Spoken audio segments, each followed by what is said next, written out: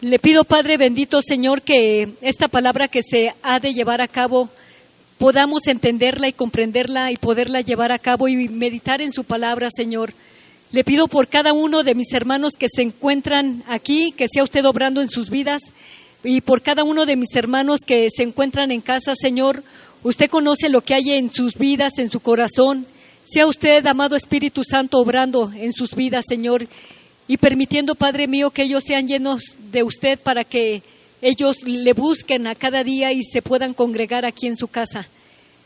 Le pedimos que sea usted tomando control de este tiempo. Se lo pedimos en el nombre precioso de su Hijo Jesús. Amén.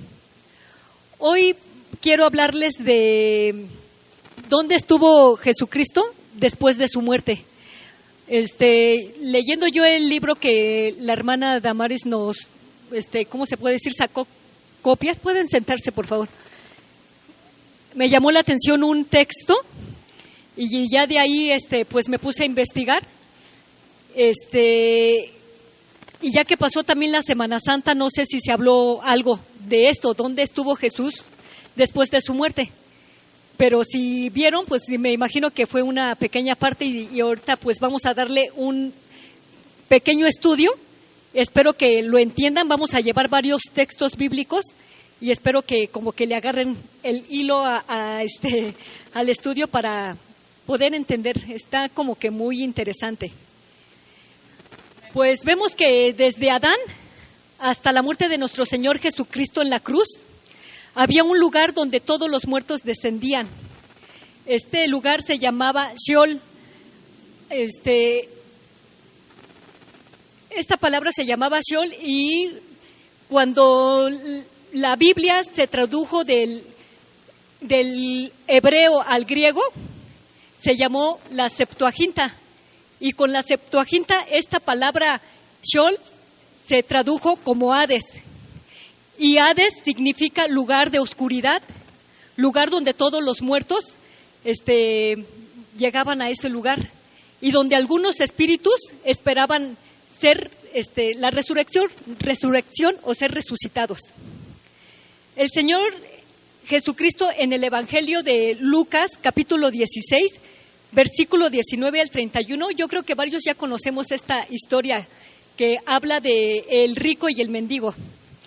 Aquí habla de dos personajes, uno que era rico, pero despreciaba a los pobres, y el otro que era pobre, que comía de las migajas que tiraba el rico.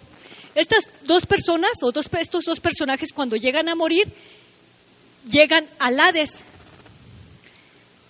Ahí el Señor Jesucristo nos da una nueva revelación, que estas dos personas llegan al Hades, ahí descienden donde todos los muertos llegaban a parar ahí. Pero aquí, como les vuelvo a decir, el Señor Jesucristo nos da una nueva revelación que no se encontraba en el Antiguo Testamento. El Hades estaba dividido en dos partes. De un lado se encontraba el Gena, que traducido en el griego significa infierno. Y del otro lado se encontraba el seno de Abraham, donde todas las almas buenas llegaban a parar ahí. A estos dos lugares los dividía una gran cima, donde no podían brincarse de un lado a otro. El apóstol Pedro nos explica en el texto o en su carta primera de Pedro, capítulo 3, versículo 18 al 19. En este texto nos explica qué hizo Jesús después de su muerte. Vamos a leer esta carta. Primera de Pedro, capítulo 3, versículo 18 al 19. Dice, porque también Cristo padeció una sola vez por los pecados, el justo por los injustos, para llevarnos a Dios, siendo a la verdad muerto en la carne, pero vivificado en el Espíritu, en el cual también fue y predicó a los espíritus encarcelados. El 20.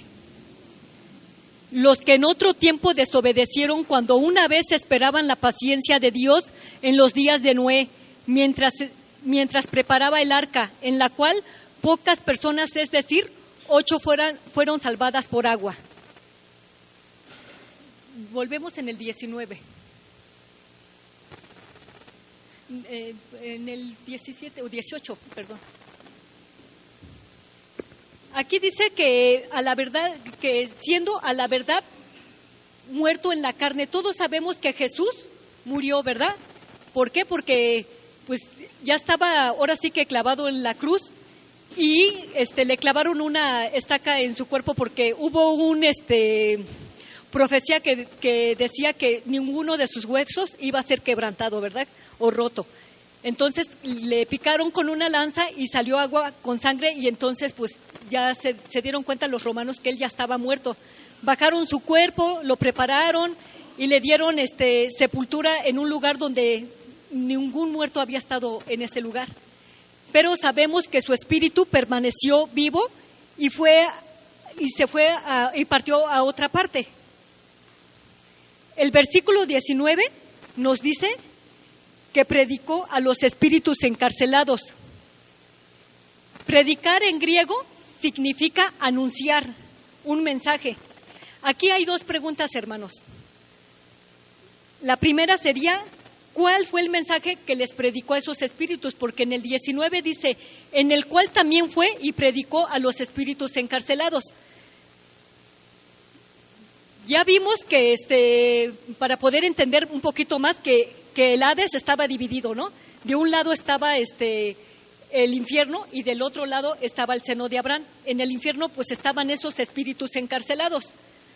Ahora vemos que Jesús en la carne fue muerto, pero en espíritu no. El espíritu se dice que el sábado fue a ese lugar a visitar a esos espíritus encarcelados. Dice la palabra de Dios que a predicarles, pero predicar dice que significa anunciar, les fue a anunciar un mensaje. Ahora vamos a ver quiénes fueron esos espíritus encarcelados que se encontraban ahí. Dice que fueron ángeles caídos que se rebelaron contra Dios y decidieron seguir a Satanás. Ellos fueron lanzados por Miguel Arcángel por orden de Dios y se convirtieron en demonios.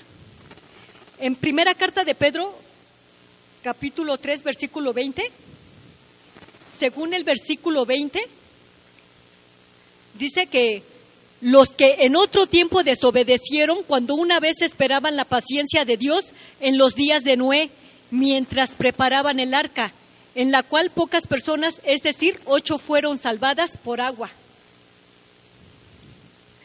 Dice que fueron los espíritus que desobedecieron en los tiempos de Noé.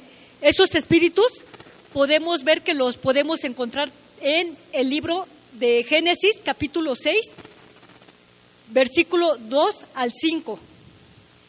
La palabra espíritus, cuando se hablan en plural, se refiere a seres angelicales, no a humanos. En Génesis capítulo 6, versículo 2 al 5, dice así: que viendo los hijos de Dios que los hijos de los hombres que las hijas de los hombres eran hermosas, tomaron para sí mujeres, escogiendo entre todas.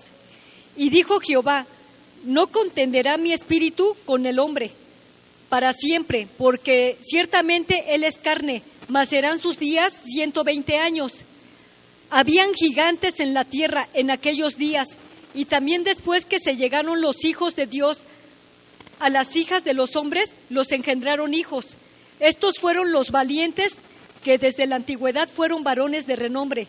Y vio Jehová que la maldad de los hombres era mucha en la tierra, y que todo designio de los pensamientos del corazón de ellos era de continuo solamente el mal.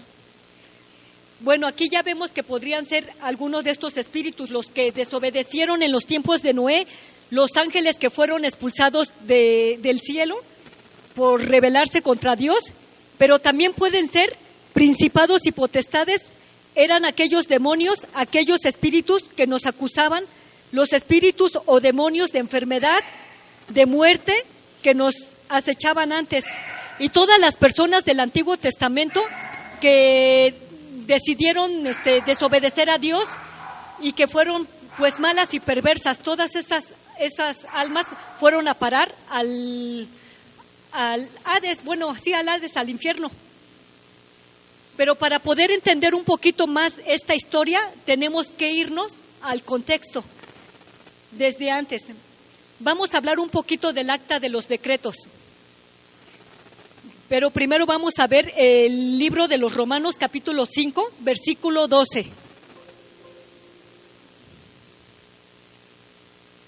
Dice así: por tanto, como el pecado entró en el mundo por un hombre, y por el pecado la muerte, así la muerte pasó a todos los hombres, por cuantos todos pecaron.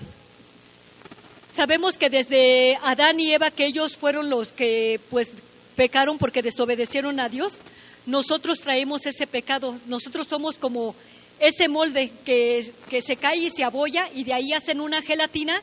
Esa gelatina va a salir como con esa abollación, ¿verdad? Con ese defecto. Así nosotros, por ese pecado, nosotros tenemos ese pecado. Y entonces sabemos que la paga del pecado pues es muerte. Pero para poder entender un poquito más, vamos a hablar del acta de los decretos. ¿Qué era el acta de los decretos? El acta de los decretos se usaba en las civilizaciones antiguas. En este caso, los romanos. Ellos, cuando una persona tenían cargos, infracciones contra la ley, a esas personas se les ponía un papel, un acta en su frente, donde mostraban los cargos que esa persona tenía y que tenía que pagar, ya sea una deuda por haber matado a una gente, o ya sea por haber robado o por haber agredido a alguien importante del gobierno. Todas las personas que veían a la persona que traía ese papel en la frente, sabía que esa persona ya había sido juzgada por el gobierno o había sido condenada. Lo mismo nosotros teníamos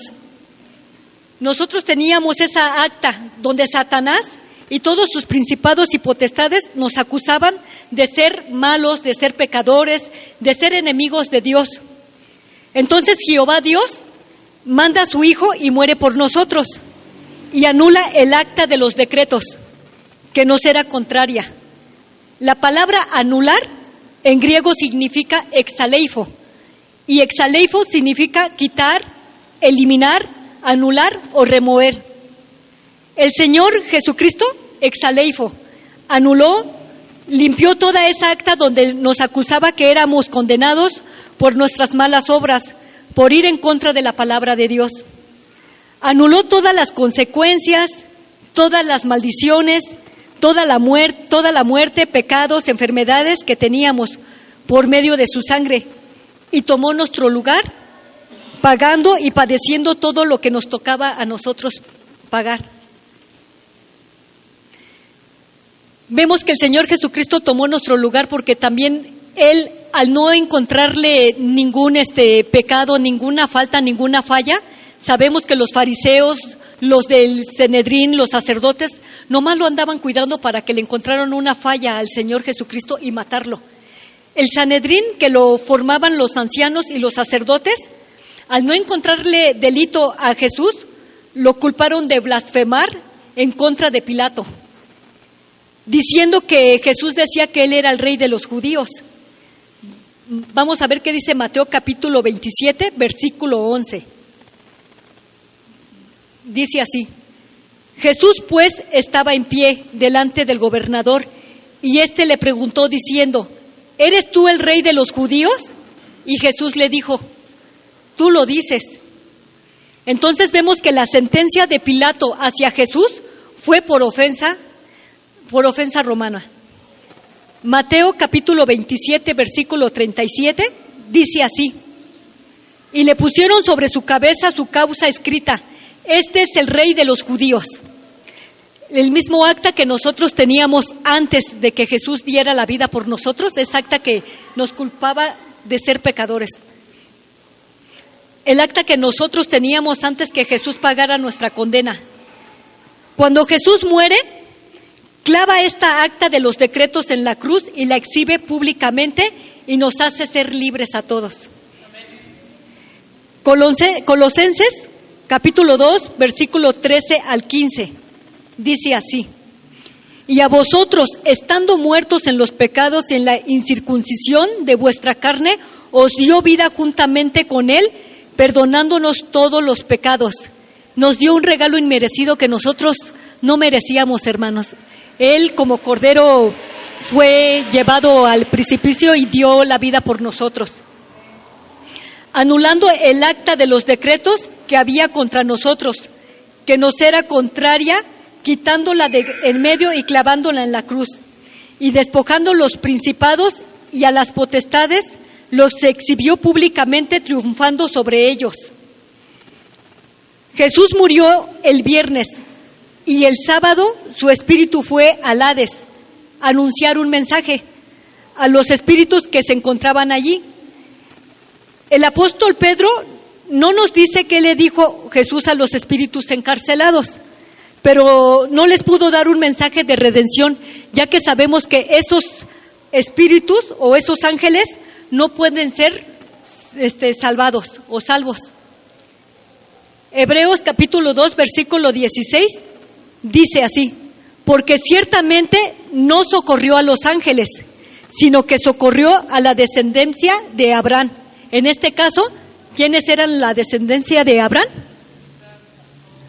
Todos los que se encontraban en el seno de Abraham, ¿verdad? Todas esas almas buenas que estaban esperando ser resucitadas, resucitadas. Bueno, yo me imagino en esta historia, hermanos, o sea, a mí se me hace como que algo sorprendente. ¿Cómo habrá sido ese lugar del Hades?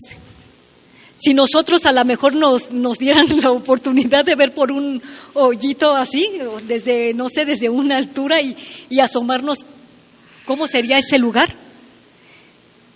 Pues yo no sé, entrando a esa historia, yo me imagino, o sea, el Señor Jesucristo, ¿qué habrán sentido?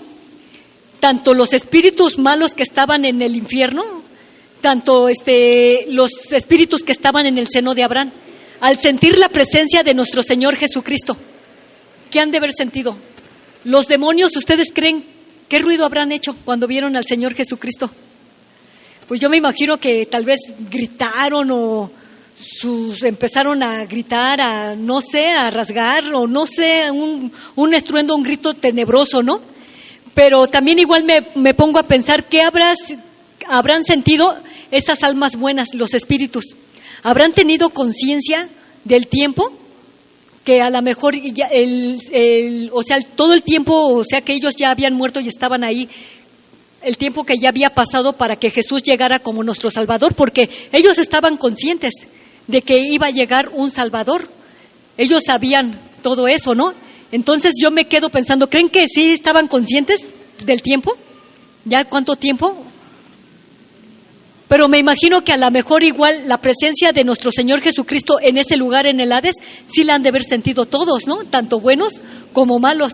Entonces yo me imagino que mientras acá había como un rugir, un estruendo feo, tenebroso, por la presencia del Señor, de este lado había como un grito, un gozo de felicidad, ¿no?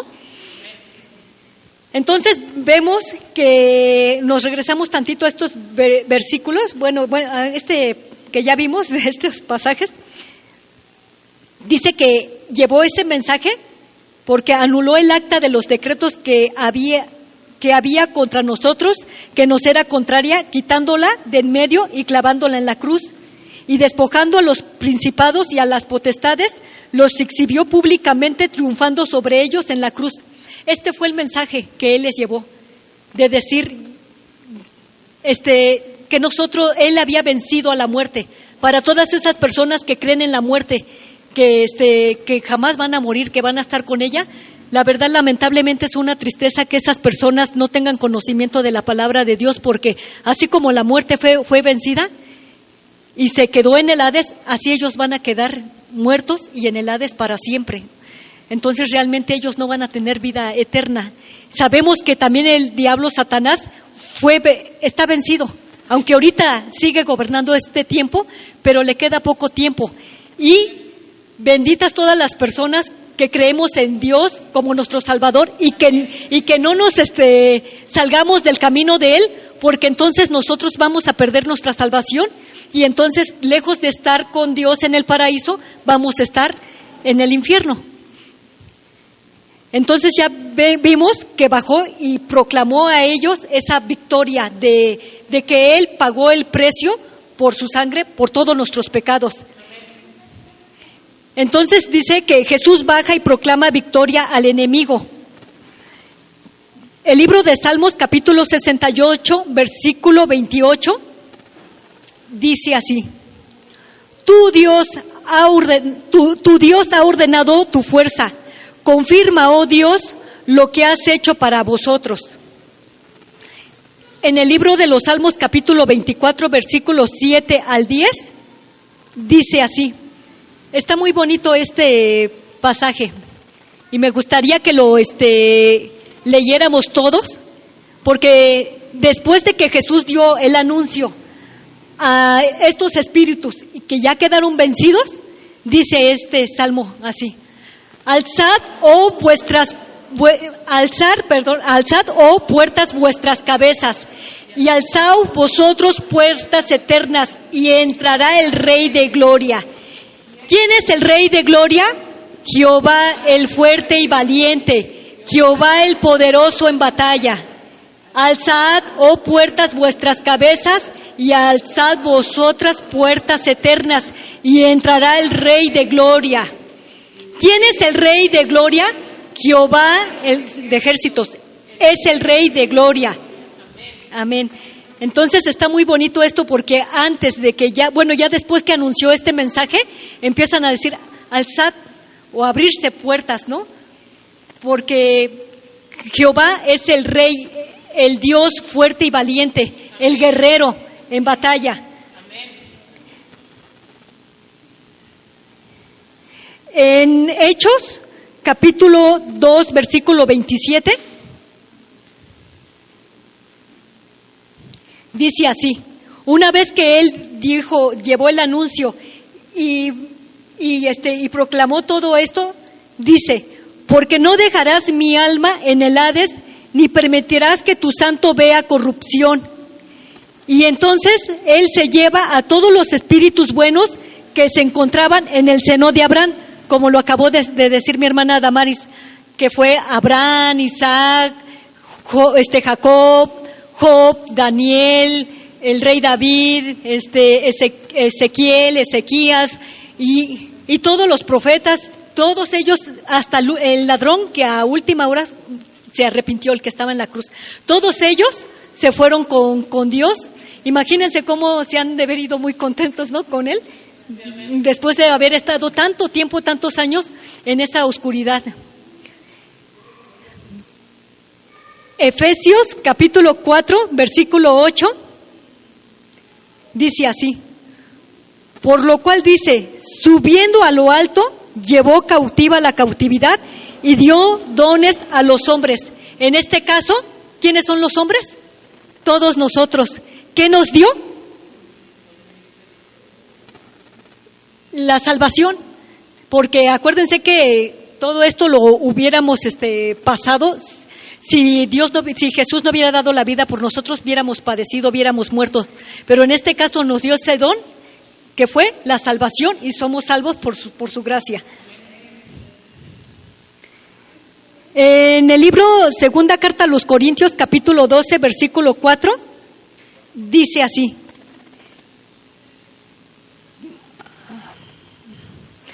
que fue arrebatado al paraíso, donde oyó palabras inefables, que no le es dado al hombre expresar.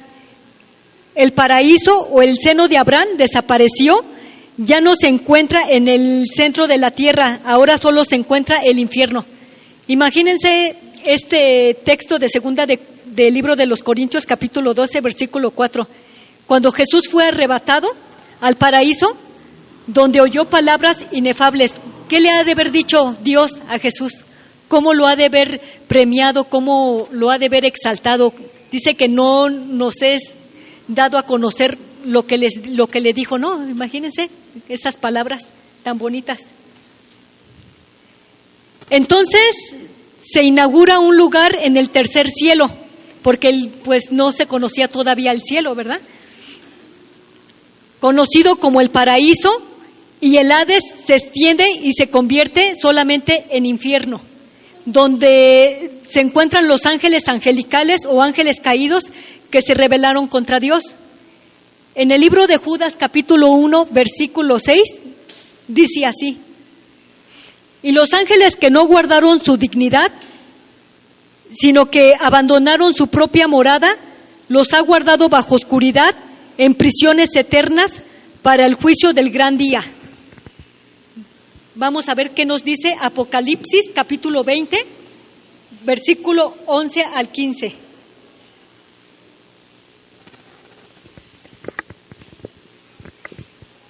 Y vi un gran trono blanco y al que estaba sentado en él, de delante del cual huyeron la tierra y el cielo, y ningún lugar se encontró para ellos. Y vi a los muertos grandes y pequeños de pie ante Dios, y los libros fueron abiertos, y otro libro fue abierto, el cual es el libro de la vida. Y fueron juzgados los muertos por las cosas que estaban escritas en los libros según sus obras. Y el mar entregó los muertos que habían en él, y la muerte y el Hades entregaron los muertos que habían en ellos, y fueron juzgados cada uno según sus obras. Y la muerte y el Hades fueron lanzados al lago de fuego. Esta es la muerte segunda.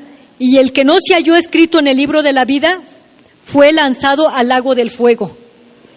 Entonces sabemos que estos ángeles que están encarcelados no van a salir. Estos ángeles van a ser pues ahora sí que eternamente lanzados en el lago del fuego junto con Satanás, y va a ser pues ahora sí que para siempre. Y bueno, y para concluir este estudio, vamos a ver que si uno muere ahorita y no tenemos a Cristo en nuestra vida, podemos descender al centro de la tierra, al infierno, o tenemos que esperar el juicio de los incrédulos, como dice Apocalipsis capítulo 20, versículo 12. Dice así: y vi a los muertos grandes y pequeños de pie ante Dios, y los libros fueron abiertos, y otro libro fue abierto, el cual es el libro de la vida, y fueron juzgados los muertos por las cosas que estaban escritas en los libros según sus obras. Hebreos capítulo 9, versículo 27, dice así: y de la manera que está establecido para los hombres que mueren una sola vez, y después de esto es el juicio. Hebreos capítulo 9, versículo 27 dice que después de la muerte es el juicio, no hay segundas oportunidades. Así que cuando uno muere ahorita, si uno llegara a morir, realmente vamos a llegar directamente con Dios y vamos a compadecer por lo que hicimos. Ya no va a haber otra segunda muerte o otra oportunidad, o no va a haber, como dicen los católicos, el purgatorio, ¿no? Donde mientras el alma está siendo juzgada, vamos a tener que hacer el rosario, el novenario, para que esa alma pueda ser salvada y pueda estar con Dios. No, ya no hay ni purgatorio ni segunda oportunidad. No existe la posibilidad de ser salvos después de la muerte. Uno tiene que arrepentirse y creer en Jesucristo. Hoy es el día, hermanos, hoy es el día para todos nosotros, para la salvación. Una persona que no tiene a Jesús en su corazón está muerta en sus pecados. Es cierto que todas las personas tenemos pecados, ¿verdad? Pero como dijo Pablo, ¿seguiremos prevaleciendo en ellos?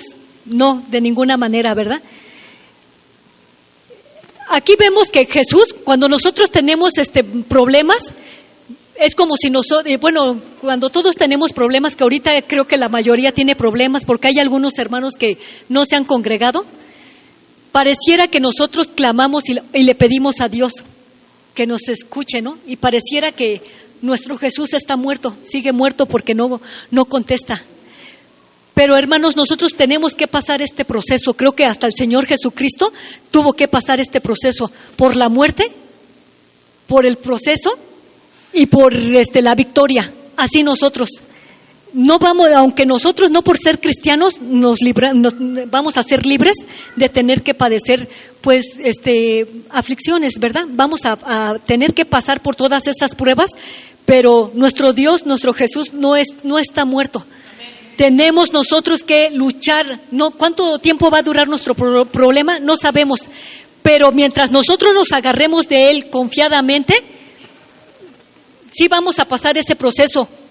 Pero sabemos que hay alguien que nos respalda, alguien que nos sujeta, alguien que nos sustenta y que vamos a salir en victoria. Muchas de las personas, hermanos, cuando tenemos problemas, dejamos de congregarnos.